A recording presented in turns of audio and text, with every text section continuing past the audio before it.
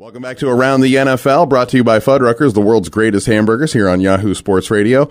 And we have the pleasure right now to be joined by Mr. Dennis McKinnon, NFL vet. How you doing, Dennis? I'm doing fine, and you don't have to say Mr. I'm not that old. Well, I always prefer to say Mr. first as opposed to and be told to go with Dennis as opposed to the other way around, and you say, no, it's Mr. McKinnon. No, Mr. is a lot of time when you're in front of a guy in black, and it's called a judge. Well, don't worry. We're not judges here. We're on your side of the table, my friend. Well, it's a real treat to get to talk to you. You played in the NFL for plenty of years. You've seen a lot of football going on, and we have a very special reason to have you on today. Tell me about National Pork Rind Day. Well, actually, Rudolph Foods, they're the world's largest producer of pork rinds, and last year they started an event called Pork Rind Appreciation Day, which is held on Super Bowl Sunday. Last year's accepted charity was Wounded Warriors. This year, second annual, which is held on the big day, is with Gridiron, which everybody knows is headed by Coach Mike Ditka. And I joined their staff a while ago, and pork rinds, in this case, Rudolph Foods, joined forces with Gridiron this year to be the recipient. And from now until Super Bowl Sunday, 10% of every bag sold up to $10,000 help Gridiron help those players around that are retired around the league that are in need. So it's a tremendous cause, and talking about a life that I know very well and players I played against and played with, and in a lot of ways it's a sad story. So many players who left this game are not doing well, and we're doing everything we can to bring light to that situation and to help them make the transition a lot smoother. Well, I like hearing that. Give me a charitable reason to eat more pork rinds, and I'm all about it. Something about pork, it makes a brother just want to sit at the table. Absolutely true. I like that. So you spent years playing with the Pigskin, and now you're pushing the Pigskin. That's very admirable on your part. It's a wonderful combination. You cannot watch sports without snacks. We all know that. Absolutely. And, so it just makes all the sense in the world. And I'm a fascinated guy with pork rinds anyway, because with the ones I use, I kind of eat the originals. I put hot sauce on it. They have salt and vinegar, they have barbecue. They have sweet and spicy. But everybody I know, we grew up on pork rinds, so it's kind of interesting that that you have organizations like that who want to give back, and we're just happy at Gridiron to be affiliated with Rudolph Foods. Excellent. Well, appreciate your support on that, and I will definitely eat some more pork rinds in your honor, especially on Super Bowl Sunday. It's like a tortilla chip, but made out of meat. Yeah. And anytime you say bacon, it just makes you smile. Yeah. It really does. We're talking to Dennis McKinnon, a NFL vet, played for the Chicago Bears for most of his career. Remember that 1985 team. Let's take a look. I'm sure you're keeping up with the league. How are you feeling about your Bears this season?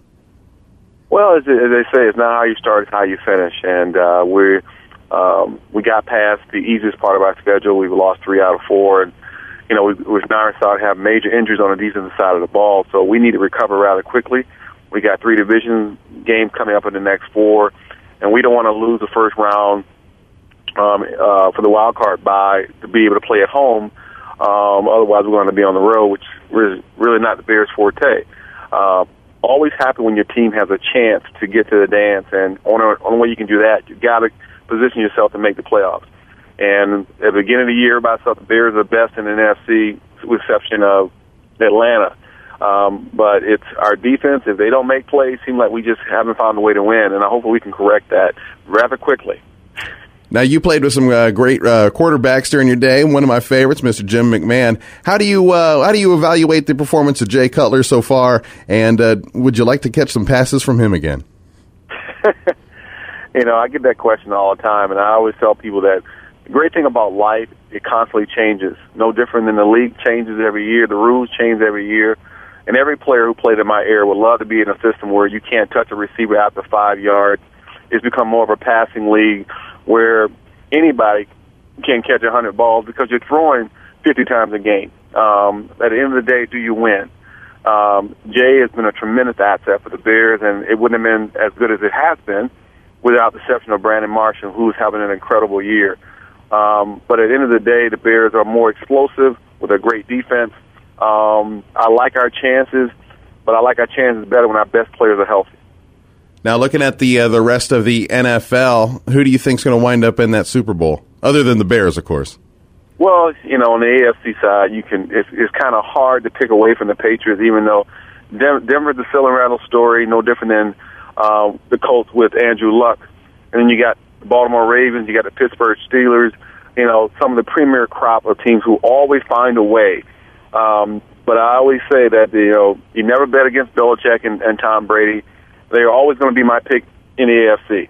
NFC, Atlanta has always been a dome team. Even when they've had the best record, teams have always gone in there, similar to what Green Bay did a few years ago, to go into Atlanta and beat them at home.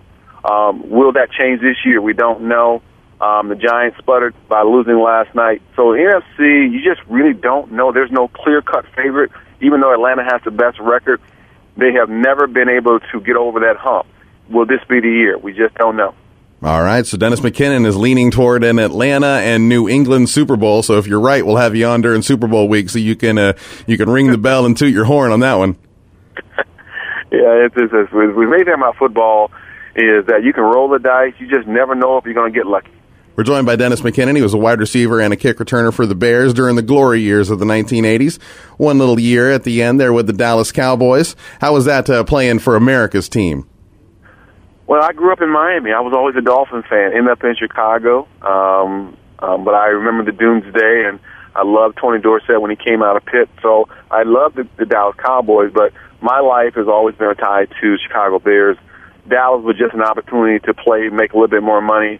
But if I could have played my entire career in Chicago, I would have done that. America's team can only be America's team if you win. They haven't done that for a decade. Well said. I like that.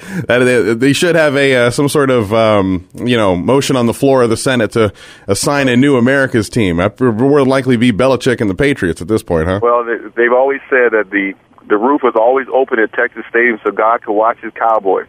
They need to close it. And the way they're playing lately, they need to open up a door to the basement. That's so true. To let the other guy watch.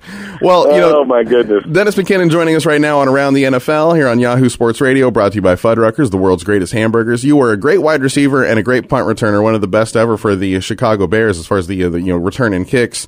Who out there in the league right now reminds you the most of you, and who do you think's most impressive at the wide receiver and kick returner position? Well, it's a little different because when I did it, I started as a wide receiver and return kicks. And during my heydays, we led the league in rushing 3 straight years in the 80s, which hasn't been done since. So I did everything. Finding a kick return who also plays offense, who is a devastating blocker downfield, you don't see that often. In terms of who I used to always, I would never leave my set when he was back, is Devin Hester. And I hope that he gets back to being the most electrifying player in football the way he was. And but there are some great returners around the league, but I will still say Devin Hester. That's there's never a bad time to pick Devin Hester for the most electrifying kick returner in the league. And he's from Miami. I'm from Miami. He wears the Bears blue. I wore the Bears blue. I can never pick against either. And if I'm not mistaken, he's the all-time return leader in the National Football League. Going over almost 90 years. So that speaks for itself. Absolutely, it does. Now, earlier in the conversation, Dennis, you mentioned up the kind of the rule changes in the modern football, in the modern NFL, how it's sort of become a pass-happy league. What's your opinion on that? How much the game has changed from when it was when you were playing? And do you feel like, kind of responding to what Ed Reed had said earlier in the week about how they're changing rules and demonizing the defensive players, do you think that's necessarily fair as far as all the changes they made in regards to player safety? Well, the league's going to do what it has to do. It's at the end of the day, it's the league's brand. As a player, you always know you're always going to be an employer, not an owner. So sometimes you just do your best to be the best at what you do, make your money and try to play as long as you can play. For the fan, the National Football League has always been a gladiator sport. It's about contact. It's about brutality. That's what we've always known. And I guess for us old school guys to want to protect today's player, all your multimillionaires, where was this love when there was no free agency for the players who really didn't make any money, players who really created this wonderful brand that we have, which is the most glorified brand in any kind of market. It's more about entertainment. It's about looking good, and making points. It's a betting league because gambling is tied to sports. We have reached out now. There are more women that are involved in sports than ever, especially in football. So as long as there's entertainment, I don't have a problem with it. I just think that, the players are faster, they're bigger, they make a lot more money. But at the same time, it's not so much about safety as much as they want to say it is. Because if it's about safety, then you take off the uniform, you put on shorts and a shirt and some flag, you play flag football. You can't say football and not say contact. It's always going to be contact. Well said. You've done quite a bit with Pork Rind Appreciation Day and your work with Rudolph Foods to support the Gridiron Greats, which is a great foundation to help some of those guys, like you said, the old school guys who really built this brand and made this entire league possible for these guys to make the multi-millions of dollars. So we definitely thank you for that, Dennis. And I'll tell you, one of the ideas I've always had, and spread this around, is whenever they're selling all of the throwback jerseys, that should 100% go to a fund to help with the medical expenses and the life expenses for some of the greats. Well, I always say that we talk about our veterans, and they don't get the love that they deserve for protecting this country. And between our veterans and our players, we're gridirons on the field, but we're brothers for life. So we do everything we can to help our military. And I think the league needs to acknowledge that football players made your brand. So you need to make sure that those guys who come through your doors, who come out the backside, who are retired, who are now the beacon of light is no longer shining upon them, that we still stay in contact. We still make sure that their transition into a different life is easy as possible. And if we can help them, we try to help them. And because at the end of the day, as a parent, if I see that you're not really taking care of my child, why would I allow them to play football?